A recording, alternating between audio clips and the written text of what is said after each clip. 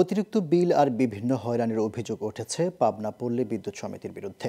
গ্রাহকরা বলছেন, পল্লী বিদ্যুৎ সমিতি একের কর্মকর্তা-কর্মচারীরা গ্রাহকদের হাতে ধরিয়ে দিচ্ছেন অতিরিক্ত বিল, আর টাকা পরিশোধ করেও মিলছে না মুক্তি। এই বিষয়ে ক্যামেরার সামনে কথা বলতে রাজি না হলেও ভুল স্বীকার করছেন সমিতির শীর্ষ কর্মকর্তারা। ঈশ্বরদী থেকে এসএন আলী শেখের তথ্য ভিডিও চিত্রে ডেস্ক রিপোর্ট।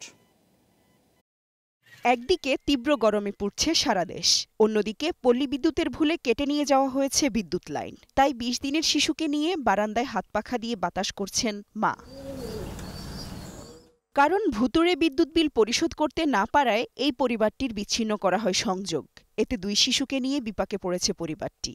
৩ বছর আগে আমার পোলট্রি খামার বন্ধ হয়ে যায়, সেই মিটারে আমি বিল টিল ক্লিয়ার করে আমি তাদের থেকে দরখাস্ত করে নিয়ে আসছি। নিয়ে আসার পরে আমাকে অটোমেটিক ৩ বছর পর ৮৬,০০০ টাকা বিল দেয়। বিল দেওয়ার পর আমি যখন দিতে অস্বীকার যাই তখন আমার মামলা করে। বাড়িতে কারেন্ট না থাকলে ফ্রিজ নাই, মানুষের বাড়ি বাড়ি জিনিসপাতি থোয়া, বাচ্চারা পড়াশোনা করতে পারতেছে না, লেখাপড়া ঠিক মতো, সন্ধ্যা লাগলে কারেন্ট থাকে না, হচ্ছে এক শিশু বাচ্চা হয়েছে, আমার মেয়ে একটা প্রেগনেন্ট, সব সমস্যায় আমরা কোনো কারেন্ট পাচ্ছি না। মোটরে পানি ওঠে না, কলে পানি চাপতে হয়, আর আমরা পড়তে পারি না, বাতি জলে পড়তে হয়, তাই ফ্যান চলে না, পাখা দিয়ে বাতাস নিতে হয়। ভুতুড়ে বিলের ভোগান্তিতে পড়েছেন পাবনা পল্লী বিদ্যুৎ সমিতি একের আরও অনেক গ্রাহক।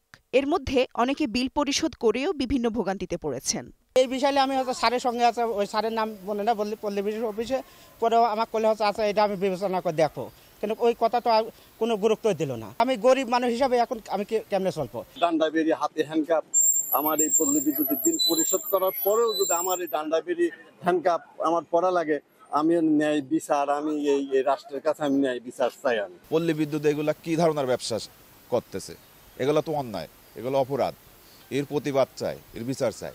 এ বিষয়ে পল্লী বিদ্যুৎ সমিতির জোনাল অফিসে যায় গ্লোবাল টিভির টিম। ক্যামেরার সামনে কথা বলতে রাজি না হলেও নিজেদের ভুল স্বীকার করেছেন সমিতির শীর্ষ কর্মকর্তা। এর আগে একবার উঠে ভুল কমে আবার মনে করেন যে আজ থেকে হয়তো 1 বছর আগে তুলছে বা 5 মাস আগে সে দেয় না, আবার ভুল করে আবার।